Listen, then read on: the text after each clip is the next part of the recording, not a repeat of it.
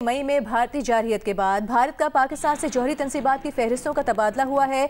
पाकिस्तान ने भी जौहरी तनसीबात की फहरिस्त भारत के हवाले कर दी। सालाना तबादला दोनों ममालिक को एक दूसरे की जौहरी तनसीबात पर हमलों से रोकने के मुआहदे के तहत किया गया। ये मुआहदा 27 जनवरी 1991 से नाफिजुल अमल है। तर्जुमान दफ्तर खारजा ताहिर इंदिराबी ने बताया कि पाकिस्तान और भारत ने कैदियों की फहरिस्तों का भी तबादला किया है। पाकिस्तान में कैद 257 भारतीय कैदियों की फहरिस्त भारतीय हाई कमीशन के हवाले की गई। भारतीय कैदियों में 58 शहरी और 199 माहीगीर शामिल हैं। दोनों ममालिक हर साल 1 जनवरी और 1 जुलाई को फहरिस्तें एक दूसरे के हवाले करते हैं। भारत भी अपनी कैद में मौजूद पाकिस्तानी कैदियों की फहरिस्त पाकिस्तान हाई कमीशन को फराहम करेगा। पाकिस्तान ने दरियाए चनाब पर नए हाइड्रो पावर प्रोजेक्ट पर भी भारत को खबरदार कर दिया। ताहिर इंदिराबी ने कहा कि भारत इंडस वाटर ट्रीटी के तहत पाकिस्तान को बताए बगैर मगरबी दरियाओं पर कोई प्रोजेक्ट नहीं बना सकता। पाकिस्तानी इंडस वाटर कमिश्नर ने सवालात भेजे हैं। भारत फौरी उन सवालात का जवाब दे।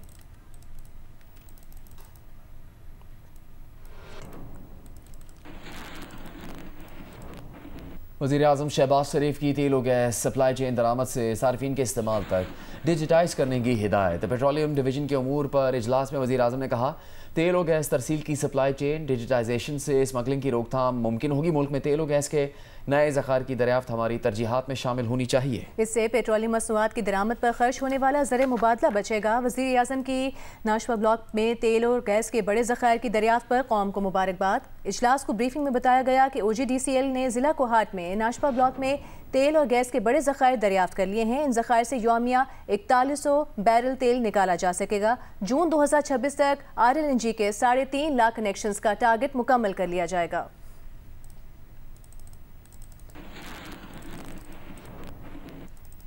अभी आपको बताएंगे, स्विट्जरलैंड के स्की रिजॉर्ट टाउन के बार में नए साल की तकरीब के दौरान धमाका हुआ। हलाक अफराद की तादाद 40 हो गई है। धमाके में 100 अफराद जख्मी हुए। स्विस हुकाम के मुताबिक जख्मियों में मुतादिद अफराद की हालत तशवीशनाक है। हलाक और जख्मी अफराद में कुछ गैर मुल्की भी हैं। स्विस हुकाम ने धमाके में दहशत गर्दी का इम्कान मुस्तरद कर दिया है। वाक़े की मज़ीद तहकीकात जारी हैं। वज़ीर-ए-आज़म शहबाज शरीफ ने स्विट्जरलैंड के स्की रिजॉर्ट में नए साल की तकरीब के दौरान होने वाले धमाके में जानी नुकसान पर अफसोस का इजहार किया है। एक पैगाम में कहा कि इस मुश्किल वक्त में स्विस हुकूमत और स्विट्जरलैंड के अवाम के साथ खड़े हैं। वाक़े में अपने प्यारों को खोने वाले ख़ानदानों से इजहार हमदर्दी करते हैं और ज़ख्मियों की जल्द सेहतयाबी के लिए दुआ गो हैं।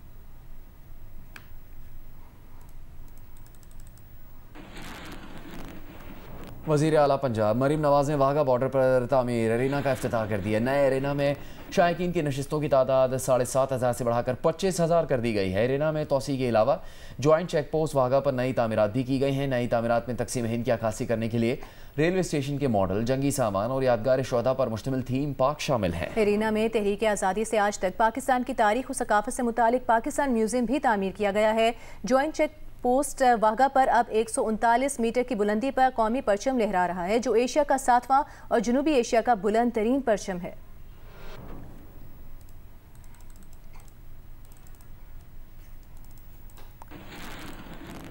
अभी आपको बताएंगे, डेरा गाजी खान के हल्का PP 289 से नून लीग के उम्मीदवार उसामा अब्दुल करीम बिला मुकाबला मुंतखब हो गए हैं। रिटर्निंग ऑफिसर के मुताबिक 11 में से 9 उम्मीदवारों ने गुज़िश्ता रोज कागजात नामजदगी वापस ले लिए थे। PP 289 से 10वां उम्मीदवार भी आज दस्तबरदार हो गया है। नशिस्त मुस्लिम लीग नून के महमूद कादिर लगारी के रुकन कौमी असम्बली मुंतखब होने पर खाली हुई थी। इलेक्शन कमीशन के शेड्यूल के मुताबिक PP 289 पर 25 जनवरी को पोलिंग होना थी।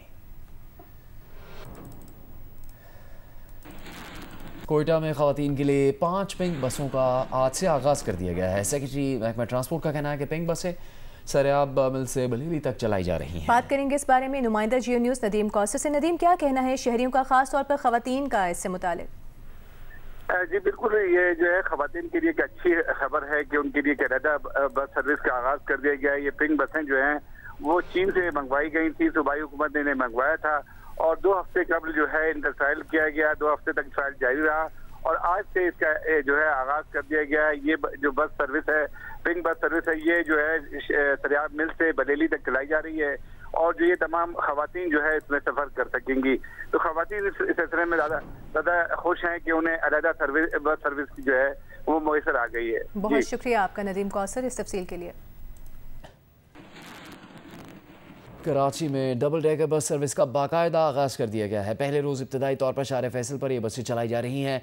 शहरियों का कहना है कि डबल डेकर बसों से कराची में सफ़र मज़ीद आसान और निजी गाड़ियों पर इन्हिसार कम होगा। बस के अंदर क्या सहूलियात हैं आपको बताएंगे जियो न्यूज़ के नुमाइंदे जमार जोखियो। जी, इस वक्त मैं मौजूद हूँ गवर्नर हाउस के बाहर, जहाँ मेरे कब में आप देख सकते हैं कि डबल डेकर बस यहाँ पर मौजूद है। इब्तदाई तौर पर 5 बसेस चलाई गई। आज पहला रोज़ है और ये आप देख सकते हैं कि यहाँ पर सीट्स जो है वो खाली होंगी, मगर ऊपर चल के देखेंगे लोग यहाँ पर बैठे हैं और चल के देखते हैं कि यहाँ पर लोग किस तरह से बैठे हैं और क्या यहाँ पर मुख्तलिफ है। डबल डेकर का ये ऊपर वाला ओपन एयर स्पेस है। यहाँ पर टोटल 45 सीट्स की गुंजाइश है, जिनमें से 2 पोर्शन बनाए गए हैं, एक इंडोर है और एक आउटडोर है। बताया जा रहा है कि ख़वातीन के लिए स्पेस जो है वो बस के नीचे वाले फ्लोर पर है। अच्छा लग रहा है देखने में। पहली बार हमने तो सिर्फ फिल्मों में और ड्रामों में देखा, बनफ्सा नफीस आज पहली बार ये दीदार हो रहा है। मैं वो जनरेशन में से हूँ जो दोबारा इस पे सफ़र कर रहा है। किसी ज़माने में 50 साल पहले मैं कराची की सड़कों पे इस पे सफ़र किया करता था, तो आज दोबारा मुझे मौका मिला है तो मुझे वो याद वापस आ गई है। यहाँ पर एक इंडोर पोर्शन भी है जो कि एयर कंडीशनड है और इसमें बताया जा रहा है कि ख़वातीन के लिए अगर नीचे स्पेस ना बचे तो ऊपर भी चंद सीट्स जो है मुख्तस कर दी गई हैं। हुकूमत ने इब्तदाई तौर पर 5 बसेस चलाई हैं जो कि मलिर हॉल्ट से गवर्नर हाउस के करीब प्रेस क्लब चौरंगी है, जिसको आमतौर पर फवारा चौक भी कहा जाता है, वहाँ तक चलाई जा रही है। और वर्ल्ड बैंक की रिपोर्ट के मुताबिक कराची की बसेस की जो रिक्वायरमेंट है वो तकरीबन 15,000 तक की है और मौजूदा बसेस तकरीबन ना होने के बराबर हैं। ये 5 बसेस का इजाफा खुश आइंद है, मगर हुकूमत को चाहिए कि इनकी तादाद बढ़ाए और ताकि जो पब्लिक ट्रांसपोर्ट के इशूज़ हैं कराची वालों के वो हल हो सके। जी, वज़ीर कानून आज़म नज़ीर तारड़ ने रावलपिंडी में वकला के नए चैम्बर्स की इफ्तिताही तकरीब से खिताब में कहा कि 26वीं और 27वीं आईनी तरमीम पर तनकीद तो की जाती है, मगर ये नहीं बताया जाता कि इनमें गलत क्या है। कहा आईनी अदालत के क़याम से विफाक मजबूत हुआ है।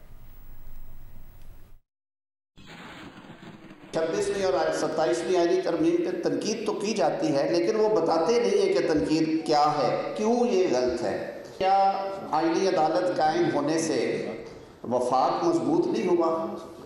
क्या ये तनकीद ख़त्म नहीं हुई कि पंजाब के 7 जजेस बैठ के सिंध के वज़ीर आज़म का मुकदमा सुन के उसको लटका देते थे?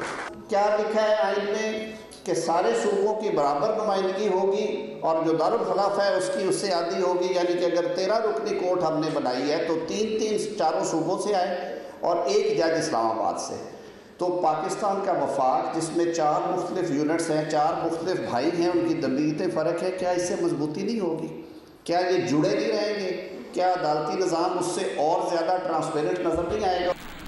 विभाग के वज़ीर सेहत मुस्तफ़ा कमाल का कहना है कि थैलेसीमिया एक ऐसा मरज़ है जिसे रोका जा सकता है। अगर 2 मुतासरा अफराद की शादी होगी तो बच्चा लाजमी तौर पर मुतासरा पैदा होगा। कराची में मुल्क की पहले थैलेसीमिया मोबाइल वैन के इफ्तिताह की तकरीब से खिताब करते हुए विभाग के वज़ीर सेहत ने कहा कि शादी से पहले लड़के का टेस्ट लाजमी करवाया जाए। अगर कोई शुबा हो तो लड़की का टेस्ट भी करवाने में कोई हर्ज नहीं है। थैलेसीमिया का मुस्तकिल इलाज बोन मैरो ट्रांसप्लांट है, लेकिन 50,000 में से किसी एक का बोन मैरो मैच होता है। थैलेसीमिया के हवाले से इस मर्ज़ को रोका जा सकता है। हमारी लापरवाही इस कौम की कह लें, हुकूमतों की कह लें कि पता है कि भाई 2 माइनर जब जो है उनकी आपस में शादी होगी, उनसे जो बच्चे की पैदाइश होगी वो मेजर होगा।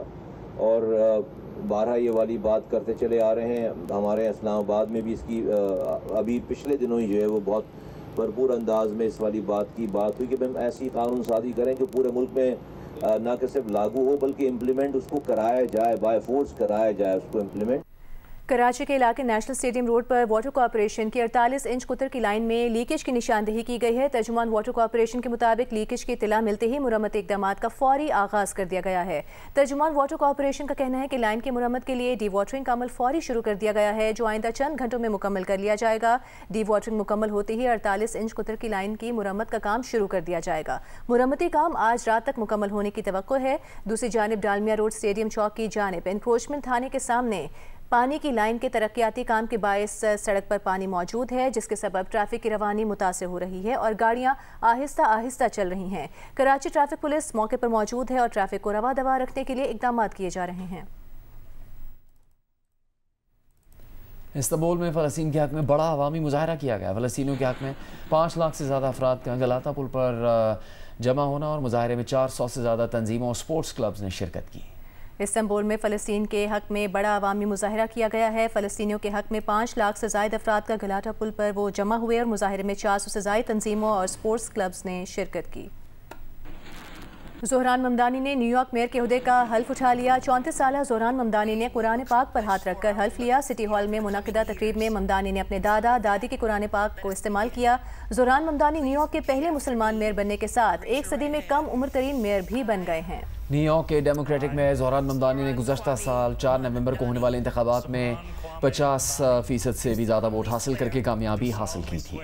That I will support the Constitution of the United States. That I will support the Constitution of the United States. The Constitution of the State of New York. The Constitution of the State of New York. And the Charter of the City of New York. And the Charter of the City of New York. And that I will faithfully discharge. And that I will faithfully discharge. The duties of. The duties of. The office of. The office of. The Mayor of the City of New York. Khyber Pakhtunkhwa ने पहला सूबाई जामियात ranking निज़ाम राइश कर दिया है। सूबाई वज़ीर बराए आला तालीम मीना खान ने कहा कि तलबा असातिज़ा को जामियात का नया रैंकिंग निज़ाम एक तोहफ़ा है। आइंदा माह जामियात रैंकिंग निज़ाम के तहत रैंकिंग लिस्टें जारी करें। जामियात को रैंकिंग निज़ाम के तहत माली ग्रांट्स देंगे।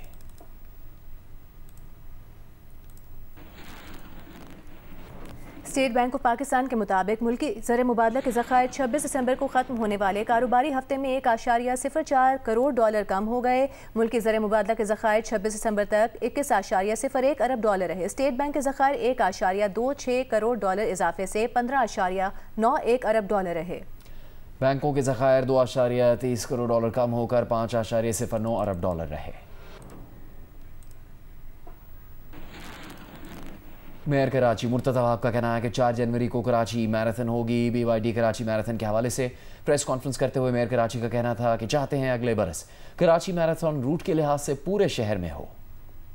4 जनवरी 2026 को एक बड़ा इवेंट हमारे शहर में, आपके शहर में, शहर कायद में, शहर कराची में मुनक्किद होने जा रहा है, जिसका नाम है BYD कराची मैराथन, जहां तमाम बैनुल-अक़वामी प्लेयर्स हमारे पास आ रहे हैं।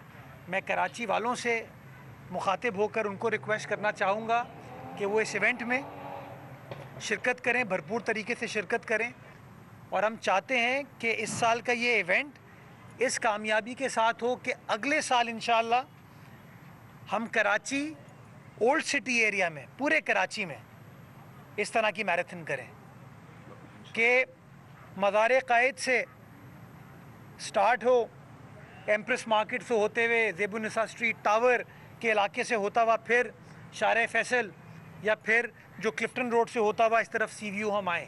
23 मार्च को इंशाअल्लाह कराची शहर में साइकिलिंग का इवेंट हम करेंगे, ताकि जो हमारे साइकिलिंग के इंथुजियास्ट हैं उनको भी ये मौका मिले वो कि कराची की सड़कों पर वो आएँ और मुख्तलिफ इलाकों से होते हुए वो अपनी साइकिलिंग की जो रेस है उसके अंदर पार्टिसिपेट कर सकें।